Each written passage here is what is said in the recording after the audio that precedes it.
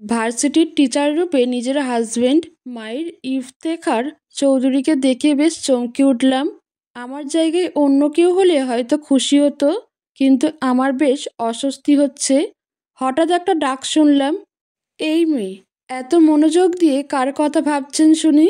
ক্লাসে নতুন টিচার আসলে তার দিকে মনোযোগ দিতে হয়, জানেন না? আমি হাঁ করে তাকিয়ে আছি।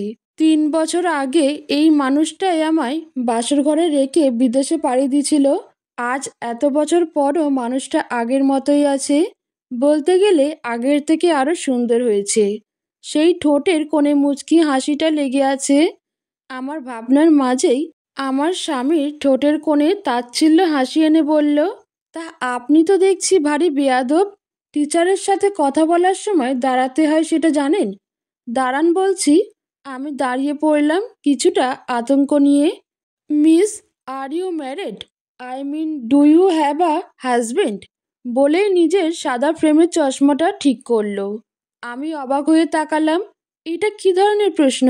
আশেপাশের ছেলে মেয়েগুলো কানা ঘোষা করছে। কেউ বলছে স্যার এসব কেন জিজ্ঞেস করছে।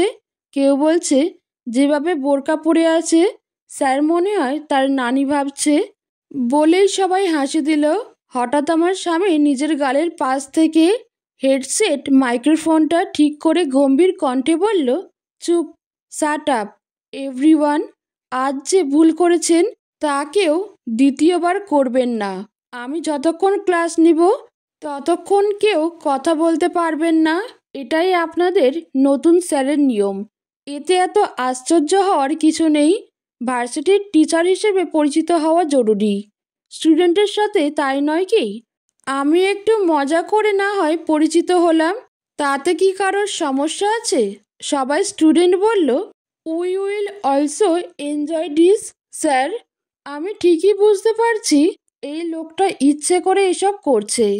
আমার স্বামী বাঁকা হেসে বলল, তা মিস, কি বললাম কানে যায় না? নাকি আপনি কানে শুনেন না?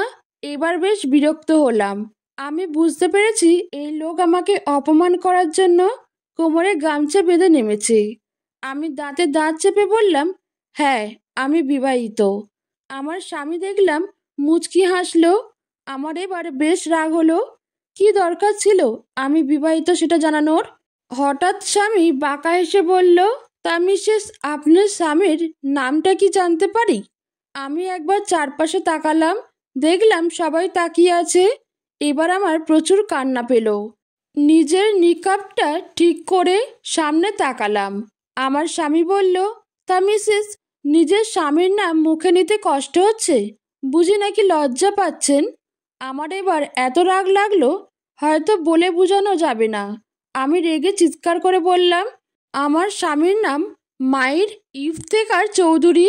আমার স্বামী দেখলাম বাঁকা হাসলো, বলল, স্ট্রেঞ্জ, আপনার স্বামীর সাথে আমার নাম মিলে যাচ্ছে। এবার আবার প্রচুর রাগ, কান্না সব একসাথে পেল। ছোটবেলা থেকে আমি যত বেশি রেগে যাই তত বেশি কান্না করি। আমি নিজেকে সামলে বললাম, পৃথিবীতে একই নামের ব্যক্তি কি দুজন থাকতে পারে না?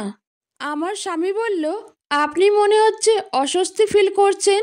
আপনি যেভাবে আমার নাম বললেন তাহলে তো সবাই ভাববে আমি আপনার স্বামী। আমি কি বলবো বুঝতে পারছি না। চোখ থেকে এক ফোঁটা পানি পড়ল। আবার সবাই কানা ঘুষা শুরু করলো। আমার স্বামী বলল, everyone quiets that enough introduction of miss Ayra Ahmed. Now let's gets to know everyone's introduction. সবাই চুপ। অনেক হলো মিস আয়রা আহমেদের পরিচয় জানা, এবার সবার পরিচয় জানা যাক। আমি বেশ অবাক হলাম। মানুষটা কি আমায় চিনতে পেরেছে? না চিনলে তো আর আমার নাম জানার কথা নয়। মাহির নিজের পরিচয় দিতে শুরু করলো। আমার নাম মাহির ইফতেখার চৌধুরী। আমি ছোটবেলা থেকে যুক্তরাষ্ট্রে বড় হয়েছি। হার্ভার্ড বিশ্ববিদ্যালয় থেকে bachelors of science in computer সায়েন্সে স্নাতক অর্জন করি। তখন বয়স ছিল 22। তারপর master programme, masters in computer science শেষ করি। বয়স তখন 24। বিগত 3 বছর ধরে যুক্তরাষ্ট্রের গুগলের অধীনে কাজ করেছি। আশা করি আপনারা সবাই এমন সফলতা অর্জন করবেন এবং কখনো বাংলাদেশি হওয়ার কারণে পিছিয়ে যাবেন না। সে থামলো কিছুটা সময়, যেন সবার মনোযোগ ঠিকভাবে তার দিকে কেন্দ্রীভূত হচ্ছে। তারপর বলল, আপনারা হয়তো ভাবছেন, তাহলে আমি বাংলাদেশে কেন? আমি আসলে 3 মাসের জন্য এসেছি, তারপর আবার চলে যাব যুক্তরাষ্ট্রে। এর একটা কারণ আছে। বিগত 3 বছর ধরে আমার পরিবার বাংলাদেশে বাস করছে, তাই আসতে বাধ্য হয়েছি। তার কথা শেষ হওয়ার পর পুরো ক্লাসে কিছুটা নীরবতা নেমে গেল। সবার মনে যেন একাধিক প্রশ্নের উত্তর মেলেনি, এবং আমি এক মুহূর্তের জন্য হঠাৎ অনুভব করলাম মায়ের এইসব কথায় আমার পুরনো স্মৃতির দরজা আবার খুলে যাচ্ছে। মাহির সবার পরিচয় নেওয়ার পর সে আমার দিকে একবারও তাকালো না। আমি চুপচাপ বসেছিলাম, চোখে কিছুটা অবিশ্বাস, কিছুটা আক্ষেপ। আমি কি শুধু তার এক স্টুডেন্ট হয়েই থাকবো? ওই সম্পর্কে পূর্ণতা কি কখনো পাবে না? মনে হচ্ছিল পুরনো ক্ষত আবার জেগে উঠেছে। ঠোঁট চেপে কান্না আটকালাম। ভাবলাম, এই মানুষটা বিয়ের দিন আমাকে একা ছেড়ে যুক্তরাষ্ট্রে চলে গিয়েছিলেন, আজ 3 বছর পর দেশে ফিরেছে। এই 3 বছরে তার কোনো খোঁজ পায়নি, সে কখনো আমার খবর নেয়নি। আমি কত রাত তার জন্য কেঁদেছি, কত রাত তার সাথে কথা বলার জন্য ছটফট করেছি, কিন্তু এসবই অতীত। আমি তো এখন তাকে ভুলেই গেছি। তাহলে কেন আবার সে সামনে আসলো? আমি তো এখন আর তাকে চাই না। আমার জীবনে এখন আর তার গুরুত্ব নেই। মায়ের আস্তে আস্তে ক্লাসের বোর্ডের দিকে এগিয়ে গেল। পুরো ক্লাসের সবাই মাহিরের দিকে তাকিয়ে রইল। লম্বা সুগঠিত শরীর, ফর্সা গায়ের রং যেন সকালে রোদের মতো উজ্জ্বল, আর পরিষ্কার ত্বক যেন কোনো দাগহীন সাদা মার্বেলের মতো। কালো চুলগুলো একদম পরিপাটি করে আঁচড়ানো, হালকা জেল দেয়া, যেন চকচক করছে। তার চোখ দুটি গভীর বাদামি, এতটাই তীক্ষ্ণ যে কেউ তার চোখ রাখলে এক মুহূর্তে হারিয়ে যেতে পারে। লম্বা সুঠাম দেহ আর ক্লাসিক নেভি ব্লু স্যুট পরে তার ব্যক্তিত্বকে আরও উজ্জ্বল করে তুলেছে। স্যুটের সঙ্গে মানানসই সাদা শার্ট, হালকা ধূসর টাই এবং চকচকে কালো জুতো দেখে মনে হচ্ছিল যেন কোনো আন্তর্জাতিক সম্মেলনে বক্তব্য দিতে এসেছে। সেই সঙ্গে ফ্রেমবন্দি চশমা তাকে এক ধরনের অভিজাত সৌন্দর্য এনে দিয়েছে। মাহির বোর্ডের সামনে দাঁড়িয়ে ক্লাসের দিকে তাকালো। তার চোখের দৃষ্টি এমন যেন প্রতিটি ছাত্রছাত্রীকে ভেতর থেকে পড়তে পারে। বোর্ডের দিকে তাকিয়ে চশমাটা একবার ঠিক করে বলল, আজ আমরা শুরু করব অপারেটিং সিস্টেম কনসেপ্ট নিয়ে। আপনারা যারা সত্যিই প্রযুক্তিকে ভালোবাসেন তাদের জন্য এই বিষয়টা হতে পারে দারুণ রোমাঞ্চকর। আর যারা এখনো প্রযুক্তির প্রেমে পড়েননি তাদের আমি এই ক্লাসেই প্রেমে ফেলে দেব। তার গম্ভীর কিন্তু সুরেলা কণ্ঠ পুরো ক্লাসকে মুগ্ধ করে দিল, যেন তার প্রতিটা শব্দ খুব যত্ন করে বেছে নেওয়া। সে বোর্ডে বইয়ের নাম লিখতে শুরু করলো। তার হাতের প্রতিটা চলাফেরায় ছিল আত্মবিশ্বাস। যখন সে লিখছিল তখন তার হাতের মাংসপেশিগুলো হালকা টান টান হয়ে উঠছিল, যা আরও আকর্ষণীয় করে তুলছিল তাকে। এই বইটি লিখেছেন আব্রাহাম সিলভারজেস, পিটার বি গেলভিন এবং গ্রেগ গাজনি। এটা শুধু একটি বই নয়, এটি আপনাদের অপারেটিং সিস্টেমের অন্ধকার গুলি থেকে সূর্যের আলোতে নিয়ে আসবে। মায়ের বোর্ডে একটা গোলাকার ডায়াগ্রাম আঁকলো। তার আঙুলগুলো বোর্ডের চক ধরে এতটাই দ্রুত চলছিল যে মনে হচ্ছিল সে যেন কোনো শিল্পী, আর বোর্ড তার ক্যানভাস। তার প্রতিটা কথা, প্রতিটা হাসি, এমনই চশমাটা ঠিক করার ভঙ্গিও যেন পুরো ক্লাসকে মুগ্ধ করে রেখেছিল। কেউ একজন তার দৃষ্টি এড়িয়ে যেতে পারছিল না। মায়ের পড়ানোর স্টাইলও ছিল যেন এক নতুন অধ্যায়ের সূচনা। অবশেষে ক্লাস শেষ হলো। সে শেষবারের মতো চারপাশে তাকালো। তার গভীর চোখ দুটো যেন একসঙ্গে সবাইকে বিদায় জানালো। মায়ের আমার দিকে একবার তাকিয়ে ক্লাস থেকে বের হয়ে গেল। ক্লাস থেকে বেরিয়ে যাওয়ার সময় তার পেছনে একটা ছায়া পড়ে রইল, আর তার উপস্থিতির প্রভাব যেন। আমি শুধু তার চলে যাওয়ার দিকে তাকিয়ে রইলাম। এই জীবন এমন না হলেও পারতো। জীবন আমায় এমন অনেক কিছু শিখিয়েছে যা আমি কখনো শিখতে চাইনি। হঠাৎ উঠে দাঁড়ালাম। ভার্সিটির করিডোর থেকে হাঁটছি, সাইড ব্যাগটা শক্ত করে চেপে ধরে। কিছু দূর যাওয়ার পর যখনই লিফটে উঠব তখনই পিয়ন চাচা এসে বললেন, আয়রা আম্মা, তোমারে আমাগো নতুন স্যার মায়ের ইফতেয়ার চৌধুরী তার রুমে দেখা করতে বলেছে। আমি থমকে গেলাম। এই লোক কেন আমাকে দেখা করতে বলবে? কিন্তু মনের কথা মনের ভেতরেই রেখে পিয়ন চাচার সাথে হাঁটতে লাগলাম। কিছুক্ষণ পর তিনি একটি রুমের সামনে দাঁড়িয়ে বললেন, আম্মা, এইটাই স্যারের রুম, আপনি ভিতরে যান। আমি গেলাম। আমি বেশ কিছুক্ষণ ধরে দাঁড়িয়ে আছি, ইতস্তত লাগছে, ভাবছি যাব কি না। হঠাৎ কিছু একটা ভেবে দরজায় নক না করেই ঢুকে পড়লাম। মাহির তখন ল্যাপটপে মগ্ন। আমার দিকে না তাকিয়েই গম্ভীর কণ্ঠে বলল, এটা কোন ধরনের বেয়াদবি? অধ্যাপকের রুমে ঢোকার আগে পারমিশন নিয়ে ঢুকতে হয়, এইটুকু ম্যানার্স তো জানো না, আবার গিয়ে পারমিশন নিয়ে আসুন। আমি রেগে দাঁড়িয়ে রইলাম। মন চাচ্ছে মায়ের সব চুল ছিঁড়ে হাতে আনতে। আমি বুঝতে পারছি এই লোক আমাকে ভয়ানক রকমের না রাগানো পর্যন্ত থামবে না। মায়ের আমাকে হেলদোল না দেখে রেগে ধমক দিয়ে বলল, এই মেয়ে, তোমায় কি বলেছি? কথা কানে যায় না? যাও, অনুমতি নিয়ে রুমে আসো। আমার এত জোরে কেউ কখনো ধমক দেয়নি। চোখ দিয়ে অজান্তে পানি নামতে শুরু করলো। ঠোঁট চেপে কান্না আটকে রাখলাম। মায়ের আবার বলল, কি হলো, এখনো দাঁড়িয়ে আছেন কেন? আমি বাধ্য হয়েই বাইরে গেলাম। নিজের চোখের পানি হাত দিয়ে মুছে আবার নক করে বললাম, may I come in sir? মায়ের গম্ভীর কণ্ঠে বলল, ইয়েস, কাম ইন। আমি মাথা নিচু করে তার সামনে গিয়ে দাঁড়ালাম। মায়ের ঠান্ডা গলায় বলল, সিট ডাউন প্লিজ। আমি চেয়ার টেনে বসলাম। প্রায় 15 মিনিট হয়ে গেল বসে আছি। মায়ের কিছুই বলছে না, এক মনে ল্যাপটপের কাজ করে যাচ্ছে। আমার মনে হচ্ছিল আমাকে ডেকে এইভাবে বসিয়ে রেখে মজা নিচ্ছে। রাগে আমার গা জ্বলছিল। আমার এবার বেশ রাগ লাগলো। এই, তুই যখন এতই ল্যাপটপে কাজ করবি তাহলে আমায় কেন ডাকছিস তোর কাজ দেখাতে? ফালতু লোক একটা। এই কথাগুলো মনে মনেই বললাম। কেন যেন কথাগুলো মুখ দিয়ে বের হলো না। তারপর আবারও 5 মিনিট কেটে গেল। অনেকক্ষণ ধরে অপেক্ষা করার পর অবশেষে ধৈর্য হারিয়ে চিৎকার করে বললাম, আমায় কেন ডেকেছেন? মায়ের ভ্রু কুঁচকে কান চেপে ধরে বলল, এই মেয়ে, অধ্যাপকের সামনে এইভাবে চিৎকার করে কথা বলছো কেন? তুমি তো পুরো ক্লাস 2 এর বাচ্চার মতো চিৎকার করছো। আমি এবার দৃঢ় গলায় বললাম, দেখুন স্যার, আমাকে ডাকার কারণটা বলুন, আমাকে বাসায় যেতে হবে। মায়ের এবার ঠান্ডা গলায় বলল, ওকে বলছি। তা মিসেস আয়রা ক্লাসে এত অমনোযোগী কেন? মনে হয় সারা দুনিয়ার চিন্তা মাথায় নিয়ে বসে থাকেন।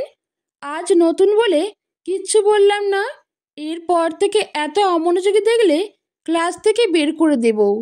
আমি রাগি চোখে তাকিয়ে মনে মনে বললাম, এসেছে ক্লাস থেকে বের করতে। কি রে ভাই, তোর ক্লাস তো আমি কালকে থেকে করবই না। কালকে থেকে তোর ক্লাসের সময় আমি পলাতক আসামি হব। তারপর মায়ের মুচকি হেসে বলল, কথাগুলো মনে থাকবে তো মিস, ও সরি, মিসেস বয়রা রানী? আমি রাগে বললাম, আপনি আমায় বয়রা বলছেন কেন? মায়ের নির্বিকার ভঙ্গিতে বলল, আচ্ছা, বাদ দিয়ে এই কথা। Well, let leave this aside. By the way, how is your relationship with your husband? I mean, do you have living relationship? By the way, আপনার স্বামীর সাথে সম্পর্ক কেমন? আই মিন, ভালোবাসা সম্পন্ন সম্পর্ক আছে তো? আমি হতভম্ব হয়ে বললাম, এটা আমার ব্যক্তিগত বিষয়, আপনি কেন তাতে হস্তক্ষেপ করছেন? এটা কোন ধরনের অসভ্যতা বলুন? মায়ের হো হো করে হেসে দিল। আমি দাঁতে দাঁত চেপে তাকিয়ে রইলাম। মায়ের বলল, সরি, কেন জানি আপনার কথা শুনে হাসি পেল। আপনার কথা শুনলে হাসি না চেপে পারি না মিসেস বয়রা। ওপস, সরি আয়রা। আমি মনে মনে বললাম, তাহলে গাল ফাটিয়ে হাস, বকাটা ছেলা কোথাকার। মায়ের মুচকি মুচকি হেসে বলল, তা মিসেস বয়রা রানী? আমি বললাম, আবার বয়রা বলছেন? মায়ের হেসে বলল, সরি, আসলে আপনাকে দেখলেই এই নামটা মনে পড়ে। আচ্ছা, এসব কথা বাদ দিই, আপনার স্বামীর নামও মাহির আর আমার নামও মাহির। কোনোভাবে এই দুইজন মানুষ এক নয় তো? তা আপনার স্বামীর ছবি দেখানো যাবে? বলেই বাঁকা হাসি দিল। মনে হলো আমাকে অস্বস্তিতে ফেলার জন্য লোকটা সব রকম প্রস্তুতি নিয়ে এসেছে। আমি চুপ করে রইলাম। প্রচণ্ড রাগের সাথে কান্না পাচ্ছে। এই অভ্যাসটা গেল না। বেশ বিরক্ত হলাম। মায়ের বলল, এই যে ভাবুক কন্যা, এবার কি ভাবতে বসেছেন আপনার স্বামীর ছবি দেখাবেন না বুঝি? আমি রেগে ভাবলাম, এই লোক জোকের মতো লেগেছে। যতক্ষণ আমি তাকে স্বামী বলে স্বীকার করছি না ততক্ষণ পর্যন্ত এই লোক থামবে না। আমি আর চোখে তাকিয়ে দেখলাম মায়ের ঘোর লাগা দৃষ্টিতে তাকিয়ে আছে। আমি ঢোক গিললাম। ও আল্লাহ, এই লুচু বেটা এইভাবে তাকিয়ে আছে কেন? এখান থেকে ভাগতে হবে। আমি বললাম, স্যার, আমি আসছি বলেই দ্রুত দরজার দিকে হাঁটতে লাগলাম। মায়ের কণ্ঠের আওয়াজে থেমে গেলাম। তা মিসেস, আপনার প্রশ্নের উত্তর পেলাম না তো? আমি পিছনে না তাকিয়েই বললাম, কিছু কিছু প্রশ্নের উত্তর হয় না। আর এক মুহূর্ত দাঁড়ায়নি। লিফটের কাছে এসে লিফটে উঠলাম। নিচতলার বাটনটা চাপ দিলাম। আস্তে আস্তে লিফটটা চলতে লাগলো। আমি ভাবছি মায়ের কথা। কেন লোকটা এমন করছে? কেন এমন খেলা খেলছে? আমি কি তার কাছে শুধুমাত্র খেলার পুতুল? অন্যদিকে মায়ের নিজের হাতে কলমটা ঘুরাতে ঘুরাতে মুচকি মুচকি হেসে বলল, আমার পিচ্ছি বউটা দেখি অনেক জেদি। একে মানাতে হলে আমার বিশ্বযুদ্ধ করতে হবে। লিফটে নিচে নামলাম এবং বিশ্ববিদ্যালয়ের গেট দিয়ে বের হলাম। আজ আর কোনো ক্লাস করব না। মনটাও ভালো ছিল না। রিক্সার জন্য দাঁড়িয়েছিলাম। ভাগ্য ভালো, তাড়াতাড়ি একটা রিক্সা পেয়ে গেলাম। বেশিক্ষণ অপেক্ষা করতে হয়নি। রিক্সাটি 10 তলা বিশিষ্ট বাড়ির সামনে এসে থামলো। আমি ভাড়া মিটিয়ে বাড়ির দিকে ঢুকতে যাব, তখন হঠাৎ পিছন থেকে কেউ দৌড়ে এসে আমাকে জড়িয়ে ধরল। আমি চমকে উঠে পিছনে তাকালাম। মায়ের বোন দাঁড়িয়ে আছে। যারা হেসে বলল, ভাবি, আজ এত তাড়াতাড়ি আসলেন কেন? ভাবি রাগটা শুনে কেন যেন বুকের ভেতরের রাগটা গরম লাভার মতো ফুটতে শুরু করলো। মায়ের প্রতি জমে থাকা সব রাগ যেন জারার উপর ঝাড়লাম। বললাম, যে সম্পর্কের কোনো মানেই নেই সেখানে তুমি কেন আমায় ভাবি ডাকছো? কতবার নিষেধ করেছি তোমায়, তবুও? যারা অবাক হয়ে চুপচাপ তাকিয়ে রইল। আমি আর কোনো কথা না বলে একদম সোজা একতলায় উঠে গেলাম। ফ্ল্যাটের দরজা খুলে ভেতরে ঢুকে দরজাটা বন্ধ করলাম। কাঁধের ব্যাগটা ছুঁড়ে মারলাম মেঝেতে। মাটিতে বসে পড়লাম। কান্নায় ভেঙে পড়লাম। কেন এমন হলো? আমার জীবনটা কেন আর 10টা মানুষের মতো হতে পারল না? এই লোকটা আমায় ডিভোর্স দিতে এসেছে। কিছুদিন পর সবাই হয়তো আমায় ডিভোর্সই বলবে। এই অপমান, এই কষ্ট, এই যন্ত্রণা কিভাবে সহ্য করব? বলতে বলতে হেঁচকি তুলে কাঁদতে লাগলাম। অন্যদিকে মাহির মনোযোগ দিয়ে ল্যাপটপে তাকিয়ে আছে। স্ক্রিনে ভেসে ওঠা দৃশ্য তাকে বিষণ্ণ করে তুলছে। সে দেখছে তার প্রিয়সী কাঁদছে। এমন কান্না যা হৃদয়ের গভীর কষ্ট থেকে আসে। মায়ের চোখ থেকেও 2 ফোঁটা পানি গড়িয়ে পড়ল। সে দ্রুত মুখ মুছে ফেলল। পুরুষ মানুষের কান্না করা সাজে না, এই ভেবে নিজেকে সামলালো। জানালার পাশে গিয়ে দাঁড়িয়ে বাইরে তাকিয়ে মায়ের একা একা বলল, আই এম সরি বউ পাখি, খুব সরি। আমার উচিত হয়নি বিয়ের দিন তোমাকে ফেলে যুক্তরাষ্ট্রে চলে যাওয়া। বড্ড অন্যায় করে ফেলেছি বউ পাখি, বড় অন্যায়। তাদের কষ্ট দেখে একটি গজল মনে পড়ল, অভিমানী হৃদয়ের প্রতীক্ষা। তোমার স্মৃতির পথে বসে আমি একা, অভিমানী হৃদয় খোঁজে শান্তির দেখা। তোমার নাম লিখে যাই প্রতিটা নিঃশ্বাসে, প্রত্যাশা বেঁধে রাখে আশার সুবাসে। অশ্রু ঝরে যায় চুপিসারে রাতের আঁধারে, তবু হৃদয় ডাকে তোমায় ভালোবাসার দ্বারে। তোমার কাছে আসার স্বপ্ন যতবার দেখি, ততবার বেদনায় হৃদয় দগ্ধ হয় বেছে। ফিরে এসো, মুছে দাও অভিমান এই মনে, তোমার ছোঁয়া ছাড়াও এ জীবন পরে ভগ্ন সুরে। মায়ের চেয়ারে এসে বসলো, চোখ বন্ধ করে পুরানো স্মৃতির মধ্যে হারিয়ে গেল। আজ থেকে 3 বছর আগে ছিল মায়ের বিয়ের দিন। মায়ের কখনোই বাংলাদেশি মেয়ে বিয়ে করতে চায়নি। তার বাবা মা বাংলাদেশি মেয়েকে বিয়ে করার জন্য চাপ দিচ্ছিল। সেই মেয়েটি ছিল আয়রার ফুফাতো বোন। যেদিন বিয়ে হওয়ার কথা ছিল সেদিনই সেই মেয়েটি পালিয়ে গেল এবং চারপাশে সমালোচনার ঝড় বয়ে গেল। এক পর্যায়ে আয়রার বাবা বললেন, এই বিয়ে হবে আমার মেয়ের সাথে হবে। আয়রা অবাক হয়ে গিয়েছিল এবং মায়ের বাবা খুশি হয়ে গেলেন। বউ নিয়ে বাড়িতে আসার পর মাহির দ্রুত যুক্তরাষ্ট্রে পাড়ি জমিয়েছিল। আয়রা যখন এই খবরটা শুনল সে হতভম্ব হয়ে গিয়েছিল। সেদিনই আয়রা নিজের বাবার বাড়ি চলে গিয়েছিল এবং সেই দিন থেকে আজ পর্যন্ত আয়রা শ্বশুর বাড়ি যায়নি। তার আত্মসম্মান অনেক বড়, যা তাকে শ্বশুর বাড়ির কাছে যেতে বাধা দিয়েছে। মায়ের বাবা ও মা লিভিং রুমে বসে কথা বলছিল। মায়ের মা বলল, তুমি কি এটা ঠিক করেছো? জোর করে মায়েরকে বাংলাদেশে আনলে? মায়ের বাবা কিছুক্ষণ চুপ করে বলল, ঠিক বেঠিক বুঝি না। কতদিন আয়রা এই সম্পর্কে ঝুলে থাকবে? ওর তো একটা জীবন। মায়ের যদি আয়রার সাথে সংসার না করতে চায় তাহলে ডিভোর্স দিয়ে আবার যুক্তরাষ্ট্রে চলে যাক। মায়ের মা একটু দুঃখ ভারাক্রান্ত হয়ে বলল, আমি তো কম চেষ্টা করিনি সম্পর্কটাকে টিকিয়ে রাখার জন্য। আমরা 3 বছর ধরে বাংলাদেশে আছি শুধুমাত্র যাতে মায়ের আয়রাকে মেনে নেয়। মায়ের বাবা এক পাল চোখে তাকিয়ে বলল, দেখ কি হয়, আল্লাহ জানে পরবর্তীতে কি হবে। আল্লাহর উপর ভরসা কর। যারা মন খারাপ করে বাড়ি ঢুকলো। মায়ের বাবা তাকে দেখে চিন্তিত হয়ে বললেন, কি হলো মামনি, মন খারাপ কেন? যারা হতাশ চোখে আয়রার সাথে ঘটে যাওয়া ঘটনাটি তাকে জানালো। মায়ের মা ধীরে ধীরে বললেন, আমার ছেলে যা করেছে তাতে এসব কিছুই না। আয়রা হয়তো ঠিক কাজই করেছে। তুই আর তাকে ভাবি বলবি না যতদিন না এ সম্পর্ক ঠিক হয়। যারা কোনো কথা বলে না চুপচাপ নিজের রুমে চলে গেল। মায়ের বাবা দীর্ঘ এক শ্বাস ফেলে চোখে এক ধরনের দুশ্চিন্তা নিয়ে ভাবছিল। সে জানে তার মেয়েটা আয়রাকে ভাবি হিসেবে অনেক পছন্দ করে। আমি অনেকক্ষণ কাঁদলাম, তারপরে উঠে ওয়াশরুমে চলে গেলাম। তোয়ালে দিয়ে চুল মুছতে মুছতে বের হলাম। আয়নার সামনে দাঁড়িয়ে নিজেকে দেখছি। বেশি কান্নার ফলে চোখ মুখ লাল হয়ে গেছে। এইটাই কি আমার জীবন? না, আমাকে যতটা সম্ভব মায়েরকে এড়িয়ে চলতে হবে। যার সাথে সম্পর্কের ইতি হবে কিছুদিন পর, তার সাথে মায়া বাড়িয়ে কী লাভ? আর ওইদিকে মায়ের ল্যাপটপে আয়রাকে ভেজা চুল ও চোখ ও মুখ লাল অবস্থায় দেখছে। কি অপরূপ লাগছে আমার বউ পাখিটাকে। ইস, মন চায় একটু ছুঁয়ে দেই। তারপর ল্যাপটপের দিকে মাতালের মতো তাকিয়ে রইল। এ যেন এক মাতাল চাহনি।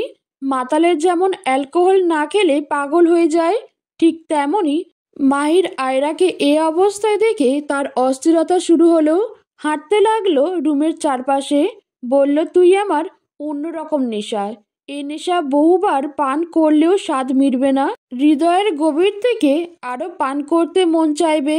হঠাৎ বডিগার্ড জয় এসে বলল, স্যার বাড়ি যাবেন না? আন্টি হয়তো চিন্তা করছে আপনি বাড়ি না গিয়েই ম্যামের কাছে এসেছেন সরাসরি। মায়ের হালকা হেসে বলল, কি করব বল, ছোট পাখিটার অভিমান ভাঙাতে হবে তো। জয় মাথা নেড়ে বলল, 3 বছর আগে চলে না গেলে আজ এসব কিছু হতো না। মায়ের দীর্ঘশ্বাস ফেলে বলল, ঠিক বলেছ, চলো যাওয়া যাক। গাড়ি বাড়ির দিকে রওনা দিল। কয়েক মিনিট পর গাড়ি এসে থামলো বাড়ির সামনে। ডুপ্লেক্স বাড়িটি ছিল রাজকীয় ও আধুনিক নকশায় সাজানো। কালো লোহার গেটে সোনালী কারুকাজ, ভেতরে ছাঁটা গাছের সারি আর ঝর্ণা বাড়িটির সৌন্দর্য বাড়িয়ে তুলেছিল। নিচতলায় কাঁচের বড় জানলা, একটি প্রশস্ত বারান্দা আর মার্বেলের পথ ছিল। দোতলার বারান্দা কালো রেলিং দিয়ে ঘেরা আর সিঁড়ি মার্বেলের তৈরি। ছাদে ছোট বাগান ও আরামদায়ক বসার জায়গা ছিল। পুরো বাড়িতে এক ধরনের মুগ্ধকর পরিবেশ বিরাজ করছিল। মায়ের গাড়ির দরজা খুলতেই মায়ের মা দৌড়ে এসে তাকে শক্ত করে জড়িয়ে ধরলেন। মা ছেলের দীর্ঘ 3 বছর পর দেখা। মায়ের চোখ থেকে গড়িয়ে পড়া অশ্রু যেন মনের সব অভিমানের কথা বলছে। মায়ের নরম গলায় বলল, মা আমি এসে গেছি, কান্না করছো কেন? আমি তো ঠিক আছি, বাবা কোথায়? মা অশ্রু মুছে বলল, তোমার বাবা রেগে আছে আয়রার ব্যাপার নিয়ে। মাহির হালকা মাথা নেড়ে বলল, ও আচ্ছা। মা, ভেতরে চলো। বাড়ির ভেতরে প্রবেশ করতেই একটি প্রশস্ত লিভিং রুম চোখে পড়ল। সাদা দেয়াল, বড় কাঁচের জানলা এবং ধূসর কুশন সহ একটি বিশাল লাউঞ্জ সিট ছিল। রুমের মাঝখানে মার্বেল টেবিল এবং পাশের দেয়ালে একটি টেলিভিশন সেট ছিল। সোফা সেটের সামনে ছিল একটি কাঠের কফি টেবিল আর ফ্লোরে পার্সিয়ান কার্পেট ছিল। আধুনিক ফার্নিচার ও ডেকোরেটিভ আইটেমগুলো ঘরটিকে আরও আকর্ষণীয় ও আরামদায়ক করে তুলেছিল। মায়ের চিন্তিত কণ্ঠে বলল, মা, আমি বাবার সাথে কথা বলে আসছি। মায়ের সিঁড়ি বেয়ে উঠে সোজা চলে গেল বাবার রুমে। দরজা ঠেলে ভেতরে ঢুকে দেখল তার বাবা ইজি চেয়ারে বসে আছেন, চোখে গাম্ভীর্য। মায়ের ধীরে ধীরে পেছন থেকে বলল, বাবা। বাবা কোনো প্রতিক্রিয়া দেখালেন না। মায়ের হৃদয় কেঁপে উঠল, গলা ভারী হয়ে এলো। সে এগিয়ে গিয়ে বাবার পায়ের কাছে মাটিতে বসে পড়ল। বাবাকে শক্ত করে জড়িয়ে ধরে বলল, আই এম সরি বাবা, আমি আর কখনো আয়রাকে অবহেলা করব না। এবারের মতো ক্ষমা করে দাও। আমি তোমার কাছে হাত জোর করছি বাবা, তুমি আমাকে ক্ষমা করে দাও। বাবা চোখ বন্ধ করে নিঃশ্বাস ছাড়লেন। তারপর ধীর গলায় বললেন, তুমি ভুল করনি মাহির, তুমি ভয়ঙ্কর অন্যায় করেছো। একটা মেয়েকে বাসর রাতে রেখে পালিয়েছ। আয়রাকে সবাই কত বাজে কথা বলছে তা তুমি কল্পনাও করতে পারবে না। মায়ের চোয়াল শক্ত হয়ে গেল। রাগে গলা ভারী করে বলল, কে বাজে বিহেভ করছে, নামটা বলো শুধু। বাবা দীর্ঘশ্বাস ফেলে বললেন, তোমার এই রাগ আর জিদের জন্যই তোমাদের সম্পর্ক আজ এমন জায়গায় এসে দাঁড়িয়েছে যেখান থেকে সম্পর্ক জোড়া লাগানো বড্ড কঠিন। মায়ের মাথা নিচু করে বলল, বাবা, আমি কি করব বলো? আমি তো তখন আয়রাকে পিচ্ছি ভেবেছিলাম, তাই তো পালিয়ে গিয়েছিলাম। বাবা চোখ বন্ধ করে শান্ত গলায় বললেন, গিয়ে আগে ফ্রেশ হয়ে এসো, অনেক পথ পাড়ি দিয়ে এসেছো। মায়ের মন মরা হয়ে উঠে দাঁড়ালো, বলল, ঠিক আছে বাবা, যাচ্ছি। করিডোর দিয়ে হাঁটতে হাঁটতে হঠাৎ মনে হলো জারার সঙ্গে দেখা করা দরকার। সে জারার ঘরের সামনে গিয়ে দাঁড়ালো। ভেতর থেকে শাওয়ার চলার শব্দ। যারা তখন ওয়াশরুমে। মায়ের কিছুক্ষণ দাঁড়িয়ে থেকে হালকা দীর্ঘশ্বাস ফেলল।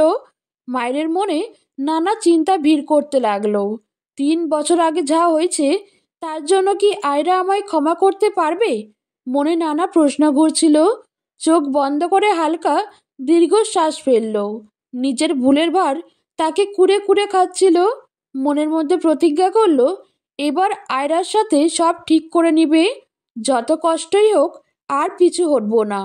আমার ছোট পাখির মতো বউটার সব রাগ অভিমান ভাঙাতে হবে। আমি বিছানায় বসে ভাবলাম, যারার সাথে বাজে ব্যবহার করা উচিত হয়নি। মেয়েটা তো আমাকে বড্ড পছন্দ করে।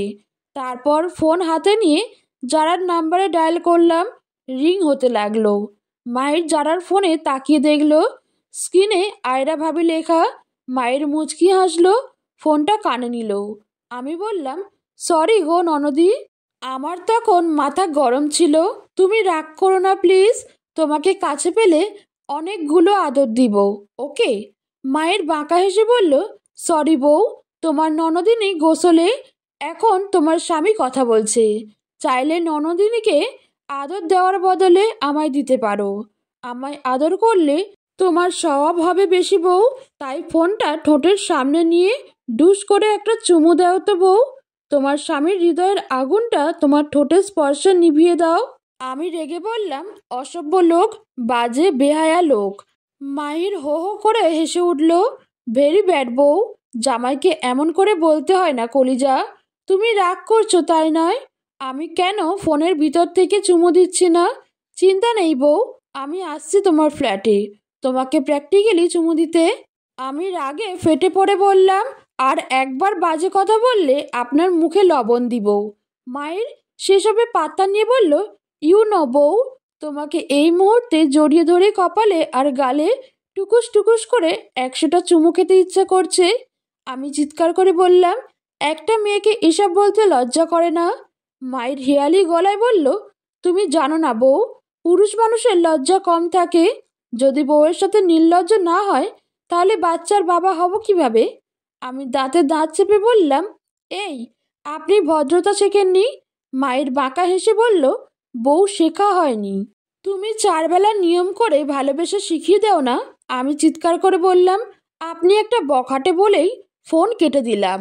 মায়ের ফোনটা রেখে হাসতে হাসতে বলল, আহা, কি রাগটাই না করলো আমার পিচ্ছি বউটা।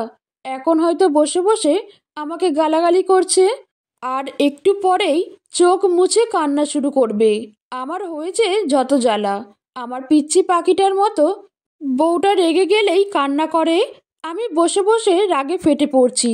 অসভ্য, বাজে, বেশরম লোক কী সব বলে! আল্লাহ গো, এর সামনে ভুলেও পড়া যাবে না। ভুলবশত পড়লেও পিছন ফিরে দৌড় দিতে হবে। বলাই তো যায় না, এই লুচু আমায় যদি চুমু। না, আর ভাবতে পারছি না। যারা গোসল করে এলো, মাথায় তোয়ালে পেঁচানো, দৌড়ে এসে বলল, ভাইয়া তুমি এসেছো? তুমি ভাবির সাথে কি করছো? ভাবি তখন রেগেছিল। মায়ের হেসে বলল, ভার্সিটির সব কাহিনী খুলে বলবো? যারা অবাক হয়ে বলল, এ কি, তুমি কি করছো? তাহলে তোমার তো খবর আছে। ভাবি যে ভীষণ জেদি। মায়ের গম্ভীর ভঙ্গিতে বলল, আরে, জেদি হলে সমস্যা নেই। আয়রাকে 4 বেলা নিয়ম করে চুমু দিলে আর রোমান্টিকভাবে ভালোবাসলেই রাগ কমে যাবে। যারা থতমত খেয়ে ভাবলো, আমি জানি আমার ভাইয়ের একটু লজ্জা কম, তাই বলে বোনের সামনে এসব বলবে? ভাবির কপালে আমার ভাইরে নিয়ে দুঃখ আছে।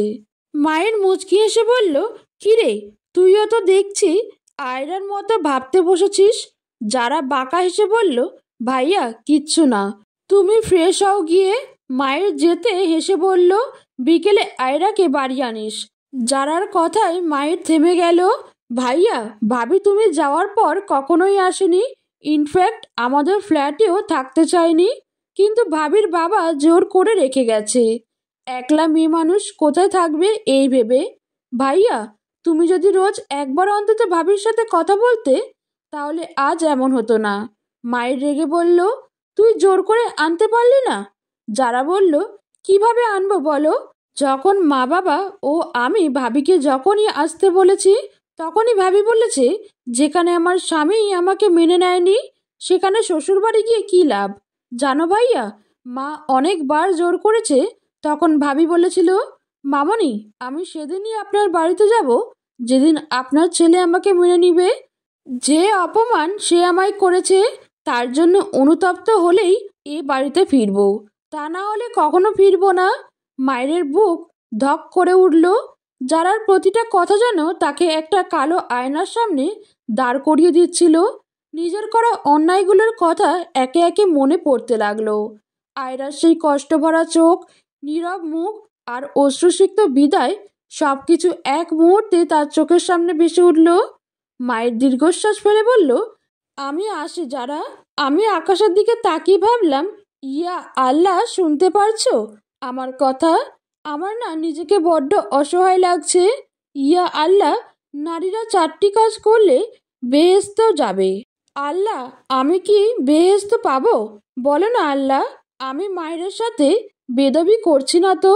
ইয়া আল্লাহ, তুমি তো সবই জানো। মায়ের যে অন্যায় করেছে, তার সাথে ভালো ব্যবহার সহজে করতে পারবো না। আল্লাহ, তুমি কি সত্যি শুনতে পারছো আমার কথা?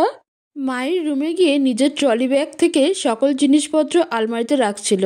হঠাৎ চোখে পড়ল গাঢ় লাল রঙের লেহেঙ্গাটা। মায়ের সেটা ছুঁয়ে দেখল। এটা সে আয়রার জন্য 2.5 বছর আগে কিনেছিল। এখনও ঠিক আগের মতোই চকচক করছে। এই লেহেঙ্গার গায়ে প্রিয়সীর গায়ের গন্ধ মাখা এখনো বাকি, যেন তার নরম স্পর্শে ভরে উঠবে প্রতিটি ফোল্ড।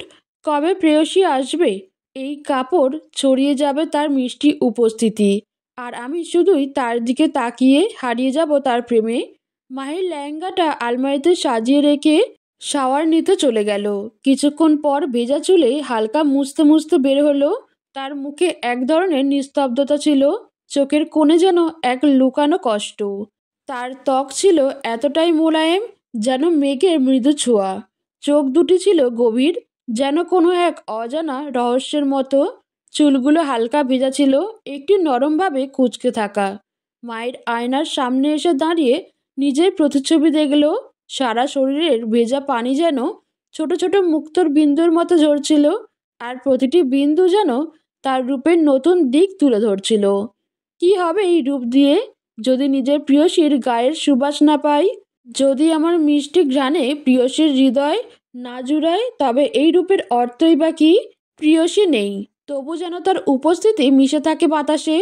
তার স্পর্শহীনতায় হয়ে উঠুক আমার জীবনের সবচেয়ে তীব্র অপেক্ষা, যেখানে প্রতিটি মুহূর্তে তার কাছে যাওয়ার এক গভীর আকাঙ্ক্ষা বয়ে চলে। মায়ের রুমের ভিতর পায়চারি করতে করতে ভাবল, আমার ভুলের জন্য আজ সম্পর্কটা বৃষ্টির মতো ঝরছে।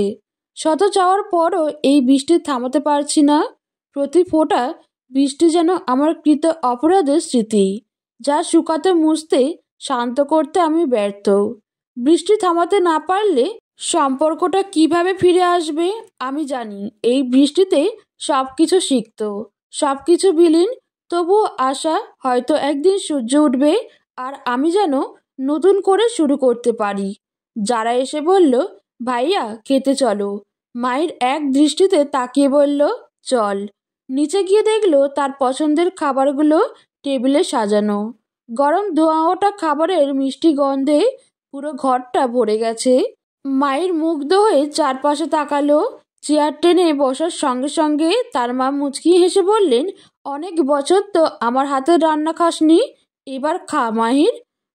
মায়ের দিকে তাকিয়ে মিষ্টি হেসে বলল, আম্মু, আপনার হাতের রান্নার স্বাদ আর কোথাও পায় না। আজ যেন পুরো পৃথিবীটা পেয়ে গেছি। মায়ের চোখে আনন্দের আভাস ফুটে উঠল। তাহলে তাড়াতাড়ি খেয়ে বলতো আমার রান্নার স্বাদ এখনো ঠিক আছে কিনা। মায়ের প্লেটে খাবার তুলে খেতে শুরু করলো আর মায়ের মুখে প্রশংসার বন্যা বইয়ে দিল। আহা আম্মু, এই স্বাদ একমাত্র আপনার হাতেই সম্ভব। যারা বিরিয়ানির প্লেট নিয়ে মায়ের সামনে রাখলো, ভাইয়া আজ তোমার জন্য স্পেশাল বিরিয়ানি রান্না করছি, খেয়ে দ্রুত বলো আমাকে কেমন হয়েছে। মায়ের প্লেট থেকে এক চামচ তুলে মুখে দিল, স্বাদ পেয়ে চোখ বন্ধ করে বলল, আহা, এই স্বাদ তো যেন একেবারে অমৃত, তোর হাতে জাদু আছে। যারা হাসতে হাসতে বলল, সত্যি বলছো? মায়ের মা একটু হেসে বললেন, আমার সোনা ছেলে শুধু মিষ্টি কথা বলেই কাজ হাসিল করে নেয়। মায়ের হেসে বলল, আম্মু, আমি তো শুধু সত্যি বলি, আপনার রান্না নিয়ে প্রশংসা করতেই হবে। আর আপনার মেয়ে তো পুরো পাকা শেফ হয়ে গেছে। সবাই একসঙ্গে খেতে বসলো। খাবার টেবিলে হাসি তামাশা চলতে লাগলো। মায়ের খাওয়া শেষ করে সোজা নিজের রুমে চলে গেল এবং সোফায় বসে ল্যাপটপে কাজ করা শুরু করে দিল। বাংলাদেশে 3 মাস থাকলেও তার কাজের দায়িত্ব অব্যাহত রাখতে হবে। যুক্তরাষ্ট্রে কাজের চাপ অনেক বেশি, কিন্তু মায়ের প্রতিশ্রুতি দিয়ে এসেছে বাংলাদেশে বসেই সব কাজ কমপ্লিট করে দিবে। ল্যাপটপে কিবোর্ড চাপতে চাপতে মায়ের কাজের মধ্যে সম্পূর্ণ মনোযোগী হয়ে গেল। তার মন ছিল গুগলের প্রকল্পে, যেখানে কোড আর সমস্যার সমাধান করায় যেন একমাত্র লক্ষ্য। মায়ের রাগ। মায়ের রেগে বলল, আমি এই বাচ্চা মেয়েটাকে মেনে নিতে পারবো না বাবা, একদম পারবো না।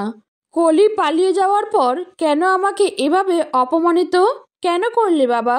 আমায় কিনা সবেমাত্র এইচএসসি পরীক্ষা দেওয়া একটা মেয়ের সাথে বিয়ে দিয়ে দিলে। আমার যোগ্যতার কথা একবার ভাবলে না? তোমার ছেলে হার্ভার্ড বিশ্ববিদ্যালয়ে পড়াশোনা করছে, আর তুমি কি না? আমি কোনোভাবেই অশিক্ষিত মেয়ের সাথে সংসার করতে পারবো না বাবা। আজই যুক্তরাষ্ট্রে চলে যাব। আমাকে আটকানোর চেষ্টা করো না বাবা। এই কথা বলেই মায়ের ফুলদানিটা ভেঙে ফেললো। আয়রা হঠাৎ ঘুম থেকে লাফিয়ে উঠল। ঘুম থেকে উঠায় দোয়া পড়ে সাইড টেবিল থেকে পানি নিয়ে পুরো 1 গ্লাস খেয়ে নিল।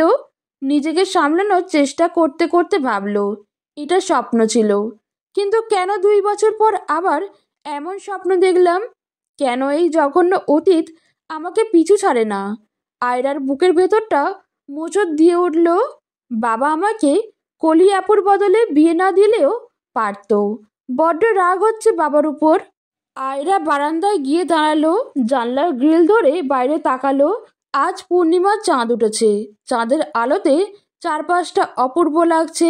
আয়রা ভাবলো, আমার জীবনটা যদি এই পূর্ণিমার চাঁদের মতো চকচক করতো, কতই না ভালো হতো। চোখ থেকে 2 ফোঁটা পানি গড়িয়ে পড়ল। হঠাৎ ফোনটা বেজে উঠল। স্ক্রিনে ছোট চাচার নাম দেখে আয়রা ফোনটা ধরল। মামুনিটা কেমন আছে? এত রাত হয়ে গেল, ঘুমাওনি এখনো? রাতে খেয়েছো তো?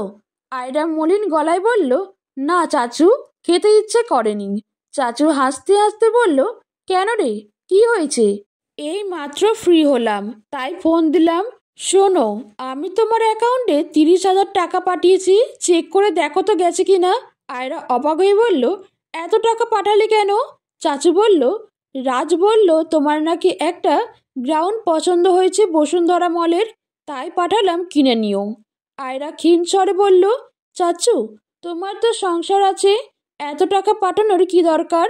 চাচু বলল, কি যে বলে আমার মামুনিটা, জার্মানিতে শিক্ষক হিসেবে কাজ করি, মাসে 10 লাখ টাকা ইনকাম করি আলহামদুলিল্লাহ, তা থেকে তোমায় মাঝে মাঝে টাকা দেওয়া ব্যাপার না। শোনো, এখন রাখি, আমি এখন ব্যস্ত আছি। আয়রা বলল, চাচু, আমি তো তোমার বাবার কাছ থেকে কখনো টাকা চাইনি, শুধু চেয়েছি সময়, কিন্তু সেটাই তো দেওনি কখনো। চাচু হতাশ হয়ে বলল, অভিমান করো না, জানো তো আমি ব্যস্ত থাকি, আমি যথাসম্ভব তোমার ইচ্ছাগুলো পূরণ করি। আয়রা বলল, টাকা দিলেই কি সময়ের অভাব পূরণ হয়? চাচু বলল, মামনি রাগ করো না, অনেক কাজ বাকি আছে, রাখি। আয়রা একটা দীর্ঘশ্বাস ফেলল। আয়রার বাবা বরিশালের জজ কোর্টের প্রধান জজ, ভীষণ ব্যস্ত মানুষ, ফোনে কথা হয় খুব কম। আয়রা চাইতো যাতে সময় দেয়, কিন্তু কখনো দেয়নি। আয়রা দেখলো রাত 1টা বাজে, তাই আর বারান্দায় না থেকে রুমে গিয়ে শুয়ে পড়ল। ঘুমানোর দোয়া পড়ে ঘুমিয়ে গেল। পরের দিন সকালে আয়রা ফজরের নামাজ পড়ে আবার ঘুমিয়ে পড়েছিল। ঘুম ভেঙে হঠাৎ ঘড়িতে তাকিয়ে দেখল 9টা বাজে। লাফ দিয়ে উঠে পড়ল। তার ক্লাস ছিল সকাল 8টা 30 থেকে। তাড়াহুড়ো করে কোনো কিছু না খেয়েই বোরকা পরে বেরিয়ে পড়ল। রিকশায় উঠে দ্রুত ইউনিভার্সিটির দিকে রওনা দিল। রিকশা থেকে নেমে ভাড়া দিয়ে দ্রুত লিফটে উঠল। 3তলার বোতাম চাপল। লিফট থামার পর ঘড়ির দিকে তাকিয়ে দেখল 9টা 30। প্রথম ক্লাস তখনও শেষ হয়নি। আয়রা কি করবে বুঝতে না পেরে ক্যান্টিনে গেল। গিয়ে দেখলো ক্যান্টিন পুরো ফাঁকা, সবাই ক্লাসে ব্যস্ত। চেয়ার টেনে একটা টেবিলে বসলো। ওয়েটার এগিয়ে এসে বলল, কি দেবো আয়রা আপু? আয়রা তার দিকে না তাকিয়েই বলল, আমার জন্য 1 প্লেট কাচ্চি বিরিয়ানি নিয়ে আসেন। ওয়েটার মাথা নেড়ে চলে গেল। ফোনটা হাতে নিয়ে আয়রা ভাবলো, আজ দেখি কার কার ক্লাস আছে। ফোনে দেখলো 10টায় মায়ের ক্লাস। মুহূর্তে তার মেজাজ গরম হয়ে গেল। এই শয়তান লুচ্চু বেটার ক্লাস যে 10টায়, তা না দেখেই চলে আসলাম। এখন আবার 2 ঘন্টা বসে থাকতে হবে। ওয়েটার খাবার এনে সামনে রাখলো। আয়রা চামচ দিয়ে বিরিয়ানিতে নাড়াচাড়া করতে করতে 1 চামচ মুখে দিল। তারপরে ব্যাগ থেকে ল্যাপটপ বের করে একটা কার্টুন চালালো। কার্টুন দেখতে দেখতে খেতে লাগলো। হঠাৎ শুনতে পেল, এখনো পুরনো অভ্যাস যায়নি না? অ্যালার্ম দেওয়া যায় না? না খেয়ে চলে আসার মানে কি? নিজের প্রতি কোনো যত্ন নেই, ভেরি ব্যাড বউ পাখি। আয়রা চমকে উঠল। সামনের এবং পেছনের দিকে তাকিয়ে দেখল কোনো মানুষ নেই। হঠাৎ নিজের হাতে টান খেলো। পাশে তাকিয়ে দেখল মায়ের তার হাতটা নিজের মুঠোয় নিয়ে একের পর এক চুমু দিচ্ছে। আয়রার চোখ কটর থেকে বেরিয়ে আসার জোগাড়। আয়রা হাত ছাড়ানোর চেষ্টা করলো, কিন্তু হিতে বিপরীত হলো। মায়ের আয়রার দুটো হাত নিজের হাতের মুঠোয় নিয়ে চুমু দিতে লাগলো। আয়রা ভয়ে ভয়ে চারপাশ তাকালো। তার মনে হলো আজ তার মান সম্মান সব শেষ। দেখলো ক্যান্টিনের ওয়েটার আর ম্যানেজার নিজেদের কাজে ব্যস্ত। মনে হচ্ছে এখানে কিছুই হচ্ছে না। আয়রার প্রচণ্ড রাগ লাগলো, কিন্তু চিৎকার করতে পারল না। যতই হোক, এটা ইউনিভার্সিটির ক্যান্টিন। আয়রা আস্তে করে বলল, কি অসভ্যতা হচ্ছে? হ্যাঁ, এটা কি ধরনের আচরণ? মায়ের কথায় পাত্তা না দিয়ে হাতের তালুতে আরো জোরে জোরে চুমু দিয়ে বলল। আয়রার খুব লজ্জা এবং অস্বস্তি হচ্ছিল। আয়রা চোখ গরম করে বলল, আপনি আমার হাত ছাড়বেন না, নাকি আমি চিৎকার করব? মায়ের ঠোঁট হাত থেকে তুলে তাকিয়ে বলল, করো বউ, যত গলায় সাউন্ড আছে তা সব দিয়ে করো। তবে তুমি জানো বউ, ক্যান্টিনে কিছু পুরুষ আছে, তারা তোমার মিষ্টি মধুর গলাটা শুনবে, আর এর কারণে ফেরেশতারা তোমার আমলানায় পাপ লিখবে। কি দারুণ হবে ব্যাপারটা, তাই না বউ পাখি? আয়রা কিছু না বলে দাঁত চেপে তাকিয়ে রইল।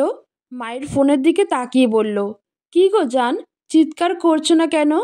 আয়রা রেগে উঠে চলে গেল। তার এই লোকটার সাথে কথা বলার কোনো ইচ্ছা নেই। যা কিছুই হোক, এই লোকটার সাথে আর কথা বলবে না। মায়ের আয়রার চলে যাওয়ার দিকে তাকিয়ে ঠোঁট চেপে হাসলো, তারপরে উঠে আস্তে করে চলে গেল নিজের জন্য নির্দিষ্ট অধ্যাপকের রুমে। আয়রা লাইব্রেরিতে গেল, বই খুঁজতে লাগলো। একটা বই নিয়ে পড়তে শুরু করলো, কিন্তু মনোযোগ দিতে পারছে না। বারবার মায়ের চুমু দেওয়ার দৃশ্যটা ভেসে উঠছে। লোকটা কিভাবে জানলো আমি এরকম না খেয়েই সবসময় ভার্সিটিতে আসি? আয়রা মাথাটা চেপে ধরলো। না, আর কিছু ভাবতে পারছি না। এই বিয়ে বিয়ে খেলা আমি বড্ড অসহায় হয়ে যাচ্ছি। হঠাৎ ফোনের রিং বেজে উঠল। আয়রা স্ক্রিনে তাকিয়ে দেখলো অচেনা নাম্বার। তাই আর ধরল না।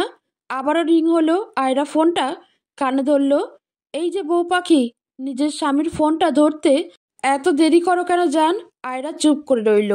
মায়ের বলল, কি গো বউ, তুমি কি শোক দিবস পালন করছো নাকি? আয়রা রাগে ফুঁসতে লাগলো। মায়ের আবার বলল, ও বউ, এত চুপ কেন? তোমার চুপ থাকা যে কার হৃদয়ে গভীর আঘাত দেয় বউ পাখি। আয়রা এবার রেগে বলল, এই সমস্যা কি আপনার? মায়ের বাঁকা হাসলো। সমস্যা তো তুমি বউ পাখি। আয়রা বলল, মানে? মায়ের বলল, বউ পাখি, তুমি কি ভাবছো আমি তোমার মন পড়তে জানি না?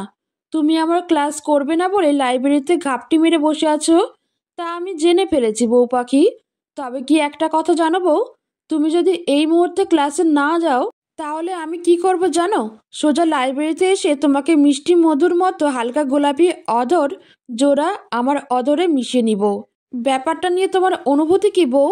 আয়রা এদিক ওদিক তাকিয়ে দেখলো সবাই বই পড়ছে। আয়রা রেগে বলল, এই বাজে বেহায়া লোক, আপনি কি আমায় সিনেমার নায়িকা পেয়েছেন যে আপনি আমায় ভয় দেখাবেন আর আমি সুরসুর করে ক্লাসে যাব? শুনুন, আমি আপনার মতো বাজে বেহায়া লোককে ভয় পাই না। মায়ের বলল, ওকে, বুঝতে পেরেছি বউ, আমার অধরের স্বাদ পেতে চাচ্ছ। নো প্রবলেম, আমি এক্ষুনি আসতেছি জান পাখি। এমনিতেও তোমার 70টা চুমু দেওয়া বাকি, তখন মাত্র 30টা দিয়েছিলাম তোমার নরম তুলতুলের মতো হাতে। আমি আসছি কলিজার বউ।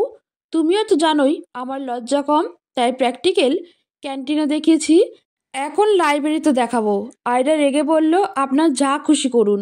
তারপর আবার বই পড়তে মন দিল। কিছুক্ষণ পর হঠাৎ শুনলো সবাই বলছে, এ কি স্যার, আপনি লাইব্রেরিতে? মায়ের বলল, তোমাদের লাইব্রেরিটা ঘুরে দেখাতে আসলাম। স্টুডেন্টরা খুশি হয়ে নানা কথা বলতে শুরু করলো। হঠাৎ আয়রার ফোনে মেসেজ আসার শব্দ হলো।